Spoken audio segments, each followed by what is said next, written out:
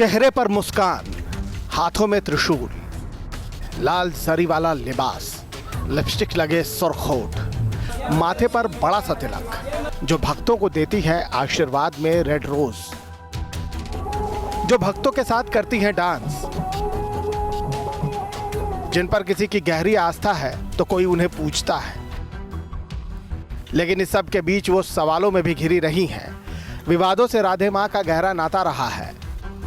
विरोधी उन पर लगाते हैं कई तरह के इल्जाम। तो आज न्यूज नेशन पर खुद राधे मां देंगी हर सवाल का जवाब। वो बताएंगी अपने आलीशान बंगले का सच, उनसे पूछेंगे राधे मां की चौकी का रेट कार्ड और दिखाएंगे उनके बेबाक अंदाज। और आपको कहते हैं कि आप शायद 1000 या 1200 करोड़ की मालकिन हैं। इतने पैसे कहाँ से आए आपके पास? मतलब वाकई में भाई इतने पैसे किसी सन्यासी के पास कहाँ से आए? ऐसा करो, कितने पैसे? तो बने रहिए न्यूज नेशन के साथ और देखिए राधे मां से सीधी और खरी बात। हम सब जानते हैं कि राधे माँ का विवाद से चोली और दामन का साथ हमेशा से रहा है। आप उन्हें सुखविंदर कौर भी कह सकते हैं या राधे माँ, लेकिन आज जिस तरह से चर्चा में हैं और लगातार उनके भक्त बढ़ते चले जा रहे हैं और कई विवाद भी साथ में हैं, न्यूज़ नेशन पर इस वक्त बात करने के लिए हमारे साथ मौजूद हैं राधे माँ। सबसे पहला सवाल, आपको देखकर ज़्यादातर लोग ये कहते हैं कि आप सन्यासी नहीं लगती। हाँ, मैं सन्यासी नहीं हूँ, मैं राधे माँ हूँ, ओनली राधे माँ। मैं सन्यासी नहीं हूँ। मेरी प्रीचिंग है जी कि अपने मम्मा पापा की सेवा करो, माँ जननी है। अगर माँ का दिल दुखा के तुम मंदिर में जाओगे तो मंदिर वाली माँ कभी भी आशीर्वाद नहीं देगी। तो मैं सन्यासी हूँ ही नहीं। तो आप फिर क्या हैं? राधे माँ। ये बताइए कि आप लोगों को ज्ञान देती हैं। हाँ। या लोगों को रास्ता दिखाती हैं, आप लोगों के मार्गदर्शक हैं। यस। तो ये मार्गदर्शक बनने का विचार कैसे आया आपको? ऐसे आया कि मैं बचपन से, मेरी मदर एक्सपायर हो गई थी जब मैं छोटी सी थी। तो मुझे बहुत एक सदमा लगा था। तो फिर जब मैं बड़ी हुई 17 साल की तो मेरी शादी हो गई। शादी हुई, उनके कुछ साल बाद मेरे हस्बैंड चले गए। हमारे घर में कुछ क्राइसिस आए फैमिली में। तो जब उसके जाने के बाद फिर मेरा जो ध्यान है, मेरा जैसे पहले मम्मा गई, फिर मेरे हस्बैंड फौरन गए, फिर मेरा ध्यान और प्रभु की तरफ चला गया। तो आपको आपके अपने पति की याद ज़्यादा आ रही थी या भगवान की? बचपन से भगवान की आती थी। मुझे लगा कि भगवान को मुझे नहीं छोड़ना है। भगवान नहीं चाहता कि मैं किसी को भी प्यार करूं। मुझे लगता है कि भगवान मुझे बहुत प्यार करते हैं। वो चाहते ही नहीं कि मैं किसी के साथ भी अटैच हूं। तो फिर मैं तो आप अपने पति के साथ अटैच थी जब आप शादी में थी? तो हाँ, अटैच थी। मैं उसको जब जाने लगे, मैं उसको हाथ जोड़ के रिक्वेस्ट भी की थी कि मत जाओ। पर उसको था कि नहीं, मतलब थोड़ा लॉस हुआ था बिजनेस में। तो दिल टूटा था आपका? दिल टूटा था बहुत ज़्यादा। दिल तो मेरा टूटता ही रहता है हर समय। ऐसा क्यों कहते हैं? दिल का क्या है? दिल क्यों हमेशा टूटता रहता है आपका? ऐसा तो हो नहीं सकता कि लोग आपको छोड़कर जाते रहते होंगे। नहीं, लोग नहीं गए जी। एक बार मेरी मम्मा गई जी। फिर एक बार मेरा हस्बैंड गया। फिर एक बार डॉली गई। फिर एक बार मीडिया ने करा। बस इतनी बार ही टूटा, ज्यादा बार नहीं टूटा। मीडिया ने क्या किया आपके साथ? जो कहते थे राधे मां 10 लाख का चोला पहनती है और राधे मां जो पैसे लेती है सबसे, मैं किससे नहीं पैसे लेती। मैं कहीं किस जाति भी हो, मैं कुछ, मेरी कोई डिमांड नहीं है। तो ये आरोप आपके ऊपर लगे क्यों? कोई वजह तो होगी। नहीं, भगवान फिर मुझे दुनिया के साथ जुड़ने नहीं देना चाहते। वो फिर मुझे प्यार करते हैं। वो चाहते हैं कि क्योंकि डॉली से भी मुझे बहुत प्यार हो गया था। अब नहीं है जरा भी। अब मैं फिर खड़ी हो चुकी हूँ। अब किसी से नहीं करूँगी। काइंड रहूँगी, सबसे प्रेम करूँगी, लेकिन किसी के ज़्यादा मोह में नहीं आऊँगी। मैं समझ जाऊँगी नो नो नो।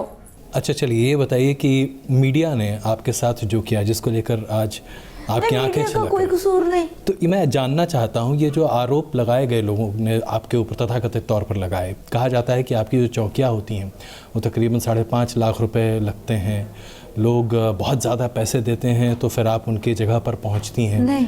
ये सब क्या है? क्या आपके बारे में बस गलतफहमियाँ लोग फैलाते हाँ, रहते हैं? गलतफहमियाँ क्यों? हैं। भगवान की इच्छा यही होगी। अभी मैंने चौकियाँ करनी छोड़ दी है। अभी मैं बड़ी नहीं हुई, बड़ी तो पहले से थी, मतलब पहले मैं चौकियाँ करती थी। अभी मैं जब से मतलब जब से मुझे समझ आई है ये सब मेरे साथ हो रहा है, अब मैंने चौकियाँ करनी छोड़ दी है। और मैंने कहा लिख के दे दी थी कि मेरे को कुछ नहीं चाहिए, मतलब मैंने कहा लिख, जो भी मुझे इनवाइट कर रहा है मैं लिखाओ कि राधे माँ ने कुछ नहीं मांगा, मैंने लिखवा देती। मतलब ये आपकी बात, ये चीज़ें आपको इतनी ज़्यादा प्रभावित कर गई कि आज आप शौक लग गया। शौक लगा। और वो क्यों लगा? इसलिए क्योंकि लोग आपके बारे में तरह तरह की बातें कहने हाँ, लगे। कि राधे माँ 5 लाख मांगती है आने का, 50 लाख का मेकअप लगाती है, जबकि देख लो आप, मैंने मेकअप कुछ नहीं लगाया हुआ, लिपस्टिक लगाई, टीका लगाया। लोग आपके पहनावे को लेकर भी बहुत सारी बातें कहते हैं। ये जो मैं you know the cost of my chola, ये 150 रुपये मीटर है ये कपड़ा, और ये 2000 की एम्ब्रॉयडरी है। अब लोग जिनके ऊपर मेहर होती है, अब देखो हम जो लोग हैं ना, हमारे जैसे मेरे जैसे और भी लोग होते हैं, हम मेडिटेशन भी करते हैं और मेडिटेट भी करते हैं, हमारा चेहरे के ऊपर वो एनर्जी आती है। तो जो लोग दर्शन करते हैं ना, एक तो लोग ऑब्जर्व करते हैं, एक लोग दर्शन करते हैं श्रद्धा से कि हम राधे माँ, लोग मुझे देवी माँ कहते हैं, कुछ राधे माँ कहते हैं, हम राधे माँ के पास जाएंगे, उनको हम रिक्वेस्ट करेंगे।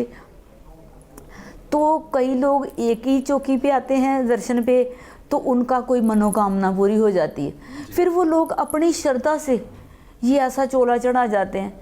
फिर मुझे तो कोई चढ़ाएगा तो कोई, मुझे तो पहनना ही, फिर तो मैं खुशी होगी, मैं क्या करूँगी, झूठ मैं क्यों बोलूँ। नहीं चढ़ाएगा तो भी खुश, चढ़ाएगा तो मैं खुशी खुशी पहन लूँगी।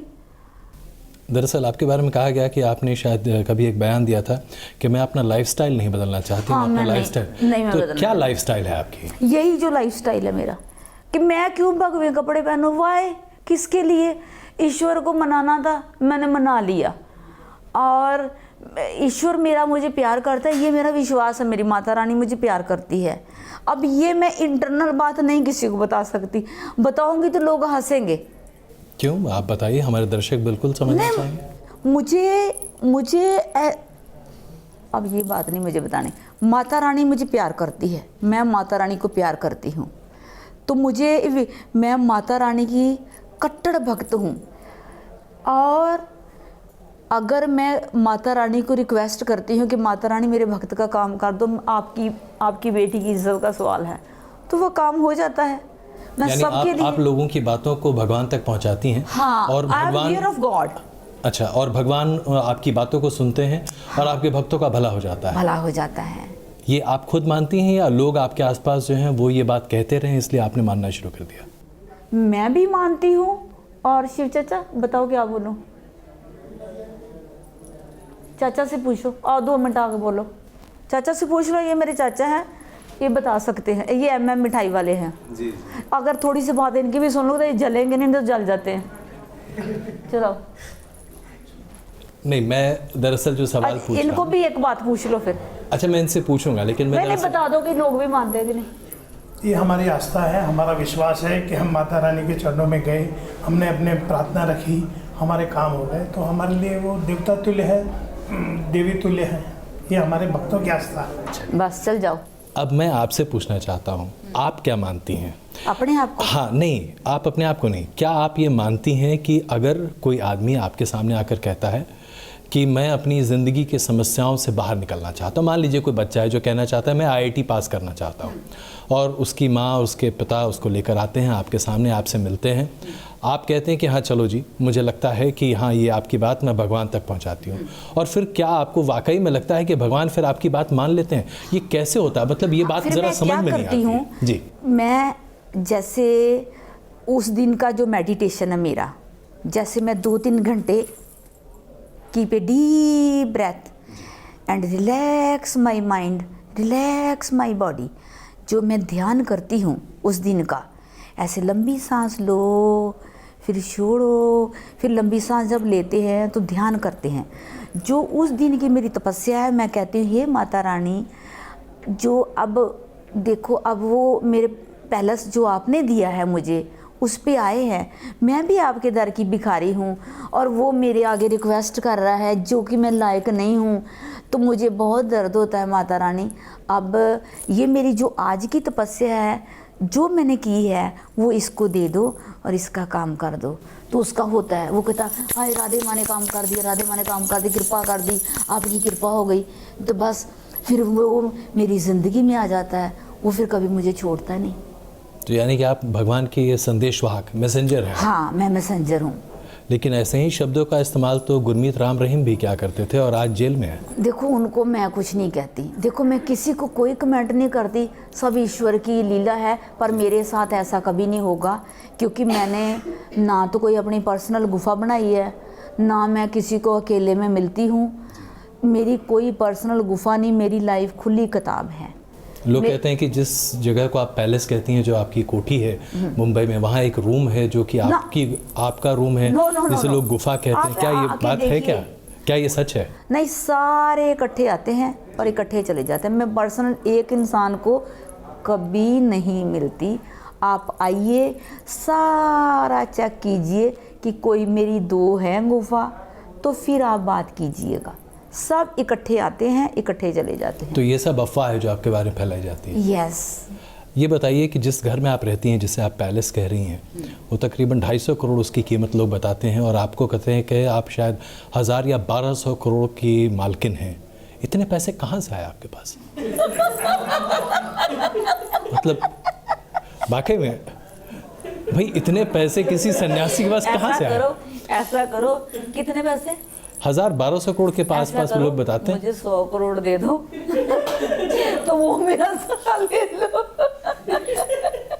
प्लीज मुझे 100 करोड़ दे दो, तो वो मेरा पैलेस तो ले लो। जिस पैलेस में आप रहती हैं वो 250 करोड़ का? आज मैं आपसे फाइट नहीं, मैं नहीं कहता। मुझे नहीं पता, लोगों की बात नहीं, आप मुझे 100 करोड़ दे दो, वो मेरा पैलेस भी ले लो। मेरे पास 100 रुपए से ज्यादा अभी इस समय नहीं होंगे जेब में, लेकिन 100 करोड़ तो मैंने आज तक देखे भी नहीं जो है। लोग कह रहे हैं उनको बोलो आओ, मुझे 100 करोड़ दे दो, मेरा पैलेस ले लो, और मेरा बैंक वाले मेरे जितने भी है ना, मेरे सारे ले लो, या ले लो, आज ले लो।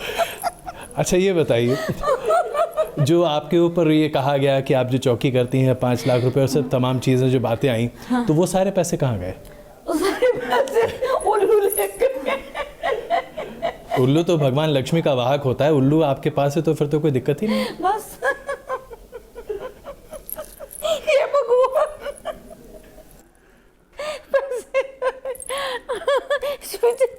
इस बात जो झूठ है उसका क्या झूठ है, आपको क्या बताऊं, 20,000 चढ़ता नहीं, 40,000 खर्चा हो जाता।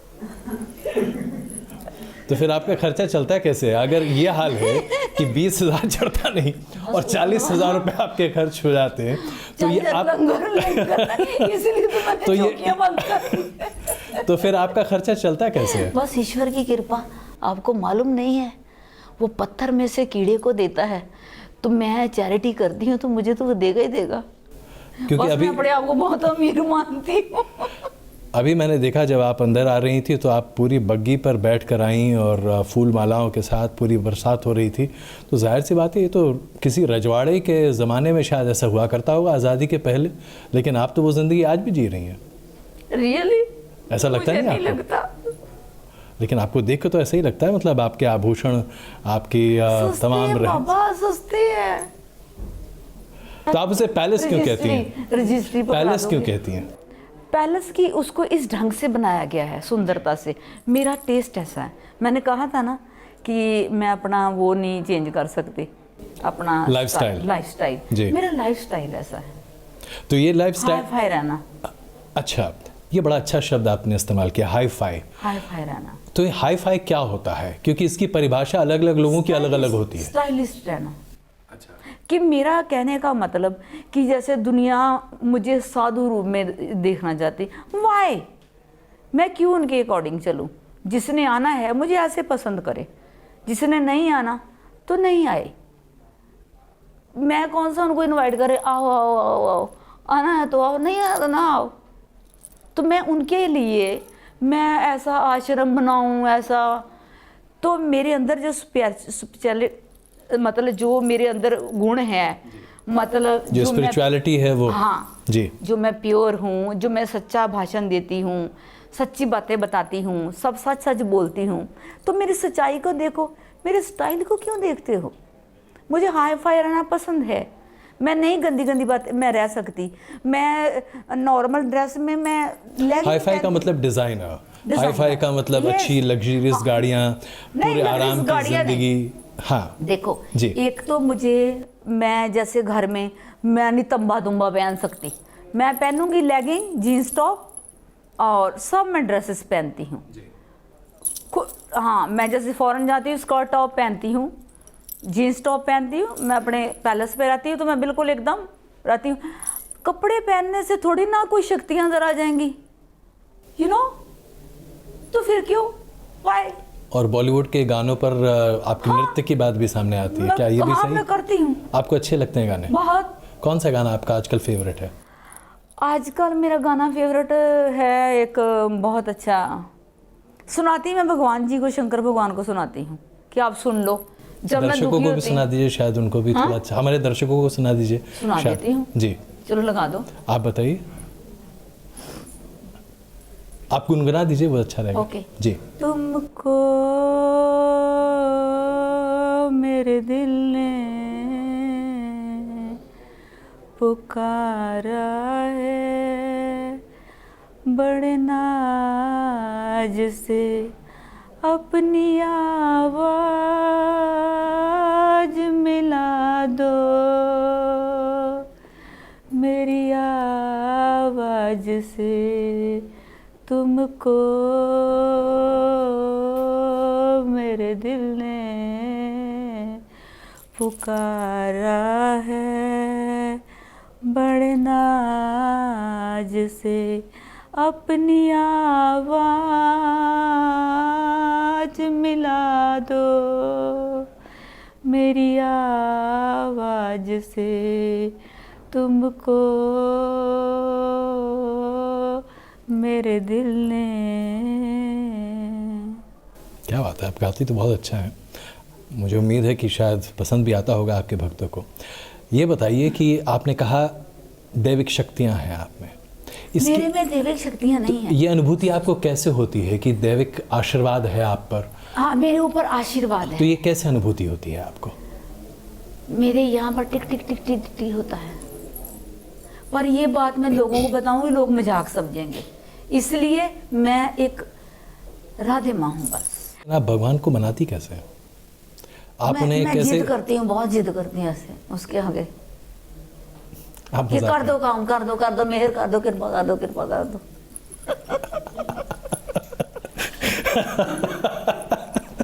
अपने लिए नहीं, दूसरों के लिए। लेकिन आपके ऐसे जिद करने से मान जाती है, तो छोटे बच्चों की तरह जिद करने वाली बात हो गई। आप छोटे बच्चों की तरह जिद करती हैं हम तो भगवान से? भगवान के छोटे बच्चे ही हैं ना जी। और अभी मुझे अभी मैं बड़ी तो हो गई हूँ, पर लेकिन अभी मेरे बच्चों जैसी कभी कभी जिद आ बचपना आपका जो है वो अब निकल आता है कभी जाती कभी, है। अभी बचपना निकल आता है। और जब वो निकल आता है तो फिर आप रूठे हुए भगवान को मना लेते हाँ, हैं। मैं ऐसे टक्करें मारती हूँ उसके मंदिर में जाके, कर दो भगवान कृपा कर दो, उस पर कृपा कर दो, कृपा कर दो, मैं रोऊंगी, कृपा कर दो। फिर मुझे रात को सपना आ जाता है, अच्छा, मैं पहले इनको बता देती हूँ। जी। सपना क्या आता है आपको? नहीं, सपना कुछ नहीं आता, सपना नहीं आता। आपने कहा रात, सपना नहीं आता, जी, हाँ। सपना नहीं मैंने आता। आपको प्रेमोनिशन होने लगता है, मतलब आपको आभास होने लगता है कि क्या चीज़ें हो रही हैं, क्या नहीं हो रही हैं? नहीं, आप बताइए, गुप्ता जी नाराज नहीं होंगे? नहीं, हो जाते हैं बाबा, कोई आंखें बात दिखा नहीं, उन्हें मैं समझा लूंगा। जैसे आप भगवान को मना लेती हैं, मैं गुप्ता जी को मना लूंगा। तो ये बताइए कि आप को जब चीज़ों का आभास होने लगता है क्या आभास होता है आपको? मुझे कुछ आभास नहीं होता, बस उनके काम हो जाते हैं, बस उनके काम हो जाते हैं। जय माता की, माता शेरा वाली मेरी कृपा करना, मेरे पे इज्जत रखना। माँ शेरा वाली है, तेरा लाल आ गया। जिस तरह का जीवन आज आप जी रही हैं, आप इससे खुश हैं? आपको खुशी मिलती है इसमें?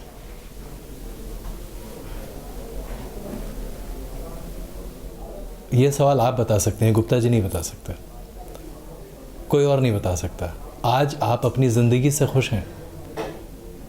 क्या राधे माँ आज खुद अपने आप से खुश हैं? अब मुझे ना एक जोश है। मतलब डॉली ने कहा था कि राधे माँ की दुकान बंद हो गई। मैंने कहा ये दुकान राधे माँ की नहीं, ये मेरी माता रानी ने मुझे घर दिया है। मैं हमेशा तड़पी हूँ। पहले मैं 14 साल MM वालों के रही बॉम्बे में। इससे पहले मेरी दिल्ली में भक्त बहुत मेरी इम्पोर्टेंस थी। कभी कोई ले जाता था सेवा में 1 महीने, कभी कोई ले जाता था, कभी कोई ले जाता था। तो अब मुझे एक जोश है, और ये सब जो दिखावा होता है बस सब ये सब, तो अब मुझे एक जोश है कि ये राधे माँ की दुकान नहीं, ये एक सच्चाई खड़ी है। जिंदगी हर कदम एक नई जंग है, जीत जाएंगे हम, तू अगर संग है। मुझे जंग जीतनी है, मेरे अंदर एक जोश है। क्या जंग जीतनी है आपको? ये दिखाना है मैं हूँ, मैं सच्ची हूँ। कि पहले मैं प्रोग्राम्स पे नहीं जाती थी कहीं भी, पहले मैं मना कर देती थी। बस वहीं चौकी का, मैं चौकी ही बंद कर दी। वहाँ पर पहले चौकी होती थी ना, हमें बंद कर दिया। मैं इवेंट्स पे जाती हूँ, ज़्यादा इवेंट्स पे। कहते नाचती मैं, और नाचती हूँ, जाओ नाचूंगी। क्यों? वृंदावन में नहीं नाचते, बुल्ले शाह नहीं नाचते, वृंदावन में गोपियाँ नहीं नाचती, जाओ मैं नाचूंगी। अच्छा ये बताइए, इस त्रिशूल का राज क्या है? त्रिशूल ये धर्म का प्रतीक है कि मैं स्पिरिचुअल हूँ। तो अभी तो आपने कहा कि आपको दिखावा अच्छा नहीं लगता, नहीं, तो फिर ये सब अगर रखने की ऐसे आवश्यकता? चलूंगी तो कोई सोचेगा ये दुल्हन जा रही है। फिर आप समझा करो ना, फिर ऐसे कैसे पता लगेगा ये कौन है? तो ये दिखाना तो पड़ेगा ना, थोड़ा बहुत दिखाना पड़ता है ना।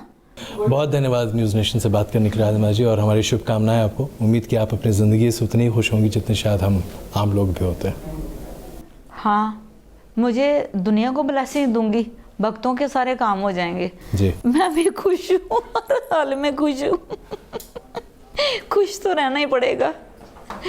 दुनिया में हम आए हैं तो जीना ही पड़ेगा, जीवन है अगर जहर तो पीना ही पड़ेगा। बहुत बहुत धन्यवाद, थैंक यू।